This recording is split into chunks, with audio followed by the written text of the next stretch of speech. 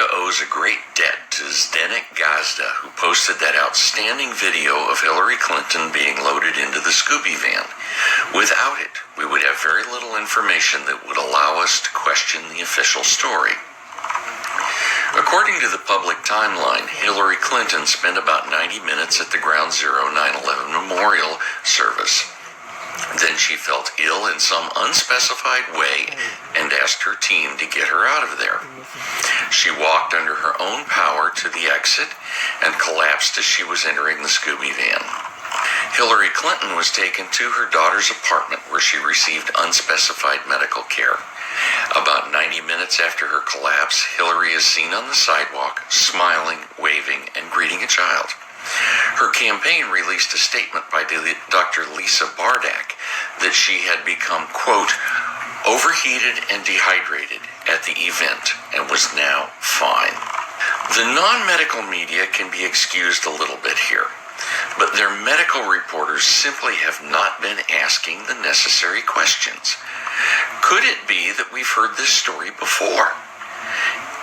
When Hillary fell in 2005, it was blamed on dehydration. Ditto for 2009 when she broke her elbow, and in 2012 when she struck her head and had that concussion. Shortly thereafter, Hillary developed a transverse sinus thrombosis, possibly brought on by dehydration, this time due to influenza she suffered after the fall. Do I sense a pattern here? It seems that everything gets blamed on dehydration. But since dehydration is such a serious concern for her transverse sinus thrombosis, shouldn't she take extreme pains to avoid it? Dehydration is actually really not complicated at all. There are only two ways to get dehydration. First, you lose water, or you don't drink it. Hillary wasn't dehydrated when she got to Ground Zero, so that leaves us with the question of how did she lose water? Now, the easiest way to lose water is to sweat like I do on the golf course. But it was 79 degrees with moderate humidity. Photos of her do not show any sweat. Thus, the overheated comment is strongly suspect. This leaves us with less healthy ways to lose water: vomiting, diarrhea, and bleeding. It's pretty clear that none of those happened. So how did Hillary get dehydrated? I don't believe that she did. No mechanism exists that could make her dehydrated in public without any visible sign.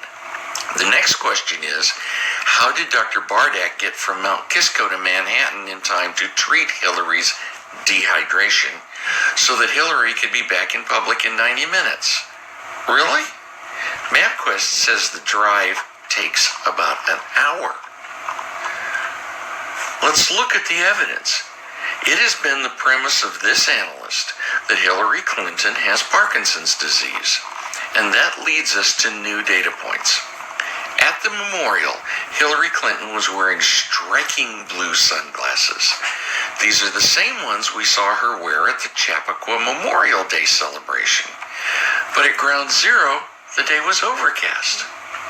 Very few other people were wearing sunglasses, and none in the news coverage I checked were this unusual, brilliant blue. Is she wearing them because in a number of cases, these blue lenses improve major motion disorders such as Parkinson's disease?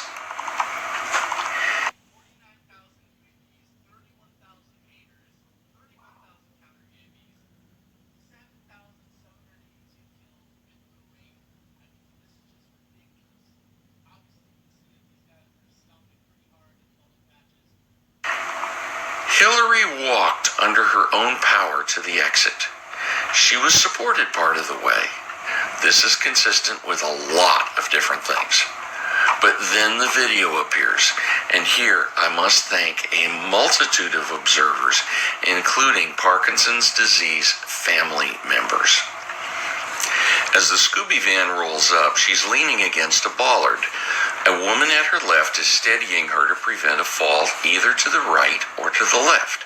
Her torso and head are wooden in their posture with no apparent conscious motion, and her right leg is rigidly extended.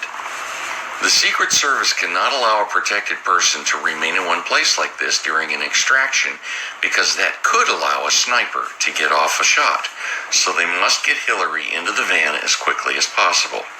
And that's where the scene gets interesting. Hillary does not assist the team in any way. As they pull her forward, her right leg buckles and she falls forward. They continue to carry her forward into the van, but her head does not turn. Her neck does not bend forward, but remains rigid. Then we lose our view of her. If you or I are falling forward, we will act to protect ourselves. We will push our hands forward to break our fall while bending our head forward to see how we can best protect ourselves. Hillary does none of this. She is frozen in position, incapable of protecting herself or assisting the team. It's as if she's a mannequin. Let's tell the story as if Hillary has Parkinson's disease. When she decided to exit, her levodopa levels were falling. She had familiar symptoms of an off state on its way, so she decided to beat feet to the exit, but she wasn't quite quick enough. The Secret Service didn't get the Scooby van to the curb in time, so she had to stop for a few seconds. During that wait, she had a Parkinson's freeze. Fortunately, she was at the bollard and could be gently leaned against it while being steadied. A few seconds later, the van arrived and Hillary was still in the middle of the freeze. She was aware of events, but the freeze prevented her from getting any commands to her body. The Secret Service couldn't wait, so they started her forward. Her body did not cooperate. She was a mannequin. At this point, our medical reporter must ask if it is appropriate to take a pneumonia patient who has collapsed anywhere but a hospital. It's obvious that this illness is serious. But they go to Chelsea's apartment. The only way this makes any sense is if the problem is well known and it's not pneumonia. Continuing our hypothetical story, on the way to Chelsea's apartment, Hillary breaks out of her freeze. She takes a levodopa pill. In a few minutes, she's feeling better, and by an hour and a half, she's back to her normal. To show off how healthy she is, she goes outside, smiles, waves, and greets a kid.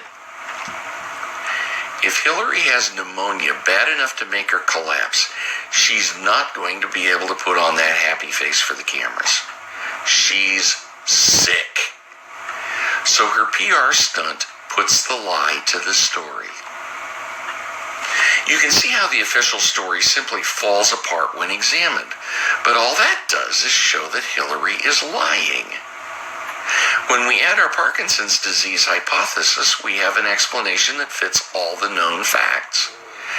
It is absolutely imperative that Hillary Clinton release all of her medical records, but we can't have a set of Lisa Bardack records. We have to have records that address the facts in the public record.